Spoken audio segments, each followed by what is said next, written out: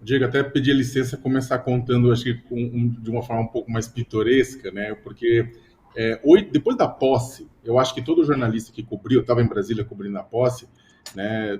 Tinha um monte de gente no Congresso, no Planalto, no Itamaraty. Depois que ocorreu a posse, estava todo mundo tenso com a possibilidade de alguma coisa acontecer naquele 1º de janeiro, na verdade. Então, tinha um contingente policial muito grande, contingente militar muito grande, serviço de inteligência, todo mundo de olho para evitar que algo acontecesse. Né? E aí, o 1º de janeiro transcorreu tranquilamente. Shows, participação popular, né? Foi uma festa democrática importante. Né? E aí, o que aconteceu? Naquele momento, com aquele 1º de janeiro tendo acontecido tudo aquilo, rolou uma desmobilização muito grande, né, por parte das atenções de todo mundo.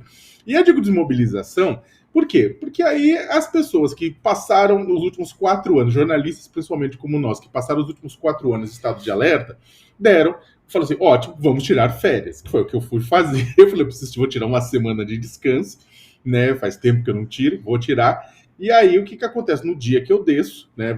Fui pra praia, tô lá, fazendo um churrasquinho lá, o que acontece? Toca o telefone, Felipe Virgílio, que é o editor aqui do All News, né, o chefe, e ele pergunta, você tá assistindo televisão? Eu falei assim, tá de brincadeira, né?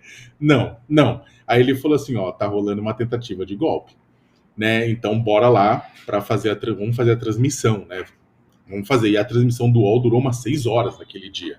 Né? O Thales, o Walter entraram, um monte de gente, vários repórteres entrando depois também, e a gente conseguiu, acho que, dar uma boa geral do que estava acontecendo. Né? É claro, como o Walter bem coloca, ninguém tinha bola de cristal.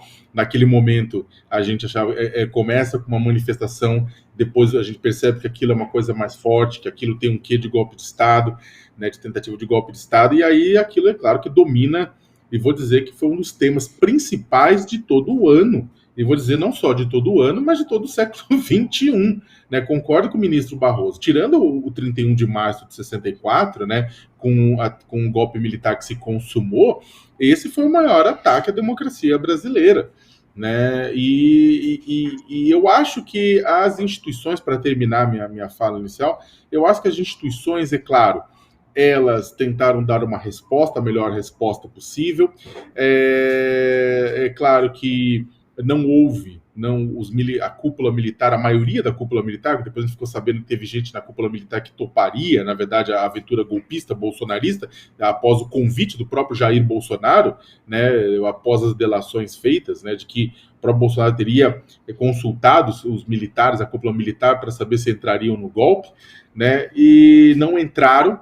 Né, o fato de que os militares não entraram, o fato de que o legislativo também já estava processando a transição de poder, né, o judiciário estava alerta, a sociedade civil também, a imprensa também, é claro que isso, e não havia apoio internacional, tinha deixado os Estados Unidos, a Europa tinha deixado bem claro nisso, né, que o Brasil não teria muito a perder com uma aventura golpista, e então o que aconteceu é que não houve, porém, ao longo de 2000, e acho que o Walter foi muito feliz agora de lembrar que, por enquanto, quem foi punido foram peixes pequenos. Você fez até essa pergunta para o ministro Barroso. Né? Foram peixes pequenos punidos até agora. E que, se por um lado você precisa de instituições fortes para não ter um golpe de Estado, por outro lado, você precisa da punição de quem tenta um golpe de Estado para evitar que isso volte a acontecer. O Código Penal ele não é para torturar pessoas, né? Mas é também para servir de exemplo para que uma punição ocorra a fim de que demover e dissuadir outras pessoas. E ao longo de 2023 a gente teve isso, a gente teve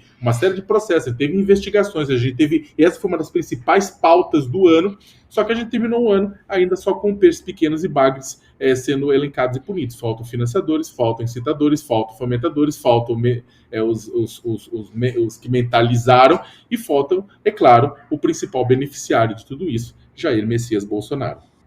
Ô Thales, na tua avaliação houve certa leniência com as Forças Armadas, no que a gente pode falar, classificar generais, né, aqueles de alta patente, né, são as pessoas da alta cúpula das Forças Armadas? Claro.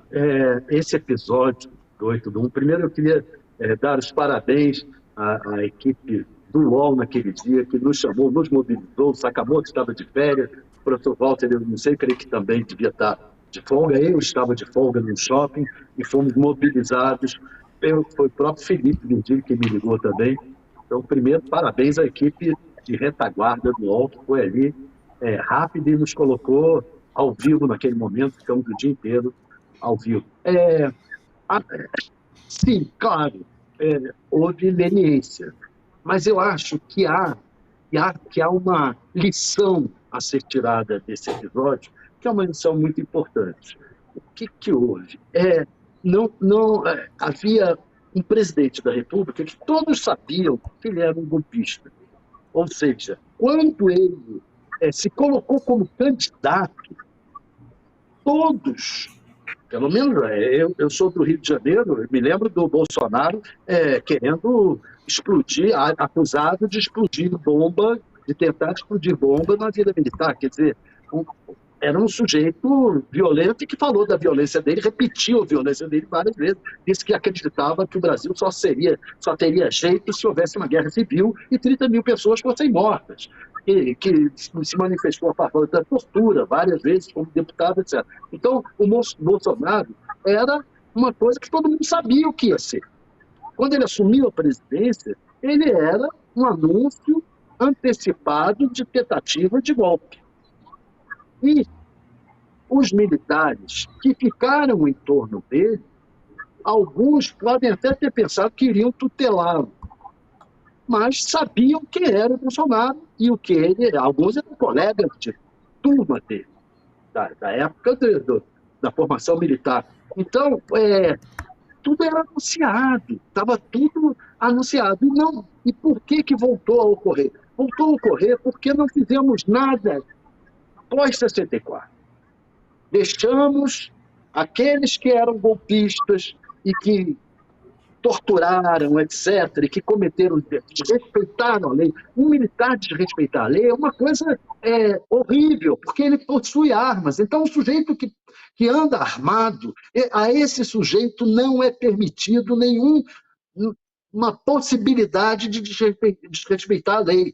Você não pode permitir que um policial que desrespeita a lei continue na polícia, porque ele é um perigo, ele se torna um perigo. Então, era tudo anunciado. Você deixou uma série de militares que desrespeitavam a lei permanecerem no quadro. Se tornaram generais e ficaram em volta do Bolsonaro.